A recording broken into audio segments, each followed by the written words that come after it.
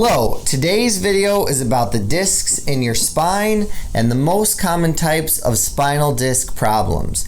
I'm Dr. Mark Campbell with Healthquest. We're located at Drake and Grand River in Farmington, Michigan. This is the second video in my spinal disc series, so if you missed the first one, go check that out now or after this video for a more in-depth analysis of the structures involved. The most common spinal disc problem that I see in this office and that I see on a daily basis is degenerative disc disease. This is the wearing out of your spinal discs. It is often described as an age-related problem, and while I do see this more often in the older population, it can also be caused by an injury to the disc.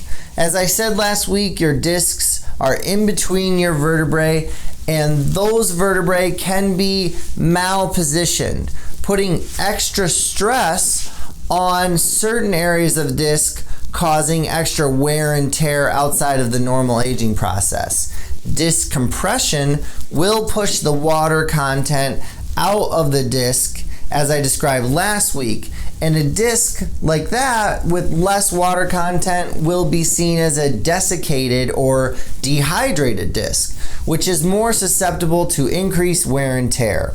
Over time, these compressed discs will become more injured, more damaged, and degenerated. Disc bulges are a type of degenerated disc that happen when the inner nucleus of the disc protrudes into the outer layer and the disc will bulge out, affecting the nerves that come out on either side of the vertebrae or the nerves in the spinal canal itself. A disc bulge is more broad. Greater than 25% of the disc circumference is deformed, where a disc herniation or protrusion is a more focal disc displacement, affecting less than 25% of the disc circumference beyond the limits of the intervertebral disc space. Disc bulges and disc protrusions don't always cause pain, but they frequently do. The most common symptoms of a disc bulge or protrusion are pain in the area of the disc, pain that radiates out from the spine along a nerve, from the neck into the arm and hand, from the low back down a leg, sciatica.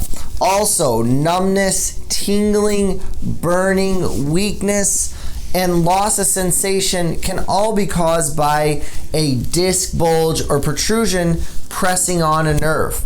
Normally, disc bulges and protrusions will be located on the posterior side of the disc bulge of the disc, but if the bulge or protrusion is located centrally, it can press on the spinal cord, the area where the spinal cord is, and cause spinal canal stenosis. Stenosis means narrowing.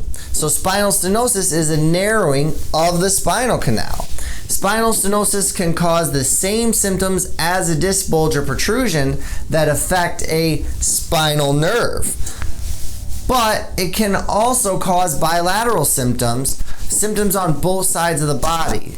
A few months ago, we had a patient who had weakness and pain in his lower extremity, and it was due to spinal stenosis caused by a disc protrusion in his neck.